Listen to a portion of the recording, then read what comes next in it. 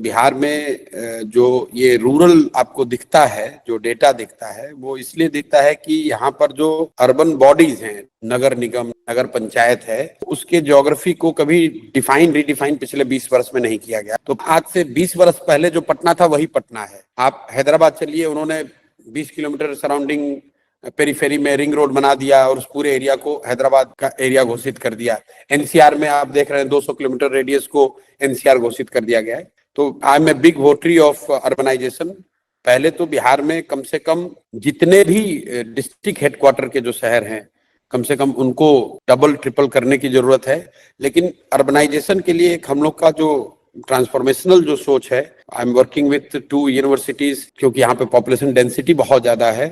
तो one path breaking solution which we think we have found is coming from a study that Melbourne University has done with Government of Assam के साथ। आज से 15 साल पहले उन्होंने रिवर बेड की जो जमीन है उसको रिकूप करने की बात एक स्टडी करी थी।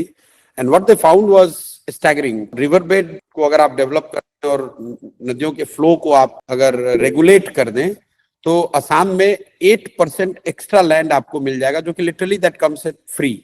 Now you'd be surprised, in Bihar this ratio goes to 13 to 16%। आप में से अगर कोई रिसेंटली पटना आया हो तो आपने देखा होगा पटना का, मतलब हम लोग के स्तर से ये एक मैरीन ड्राइव करके एक रोड बना है। गंगा चूंकि पटना से मूव कर गई अवे, तो वो जो जमीन थी वो जमीन लिटरली सरकार को मुफ्त में मिल गई, उस पर सड़क बन गई है और वो पटना के लिए आज सबसे मच टॉक्ड अबाउट रोड है, जिसको यहाँ पे लोग मैरीन ड्राइव कहते हैं। Just to give you sense, जो बिहार में जो रिवेराइन एरिया है, जो दियारा एरिया है, we are conducting a study right now in collaboration with 2 universities. One in Melbourne university, जहाँ पे वो प्रोफेसर लोगों ने काम करा था असम गवर्नमेंट के साथ, और एक नीदरलैंड में यूनिवर्सिटी है, वो मदद कुछ कर रहे हैं। I've also got Hafiz contractor who made this proposal long back to government of Bihar। आप में से कुछ लोग जानते होंगे, Hafiz is one of the most well known celebrated architects of India। Bihar में 16% जमीन जो है वो नदियों के, जिसको दियारा एरिया कहते हैं, वहां पर रिकूप की जा सकती है। ये जमीन बिल्कुल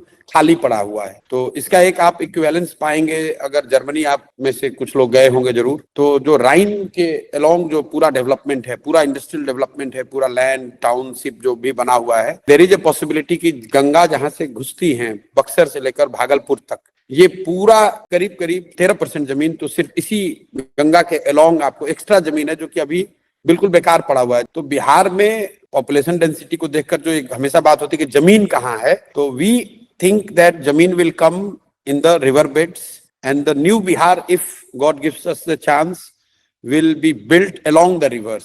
क्योंकि वहां पर जमीन है, वहां पर ट्रांसफॉर्मेशनल चेंज किया जा सकता है।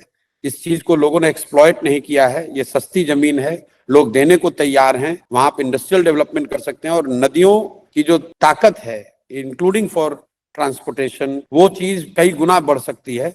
20 शहरों को डेवलप करना, 2-2.25 करोड़ लोगों के लिए पटना बनाना, और कम से कम 20% जो बिहार की जनता है उसको पटना और जो 5 बड़े शहर हैं वहां पर होना चाहिए। और another 40% people should live in the district cities, so that 40% people remain in the rural in 10 years time। That's what we think। और इसके अलावा जो पूरा इंडस्ट्रियल डेवलपमेंट है और जो नया शहर बसना है, वो नदियों के किनारे बसाया जा सकता है। ये मेरा बहुत पेट प्रोजेक्ट है और we are investing our own money, time. मैं 2 बार ऑस्ट्रेलिया गया, नीदरलैंड्स गया, और मैं बहुत इस पर एम्बिशियस हूँ कि this could be the game changer for Bihar if we were to ever develop the riverine belt of Bihar that will give us close to 15% extra land literally for free of cost। And this is something which has not been explored or talked about in Bihar in last 70-80 years। Nobody has talked about it।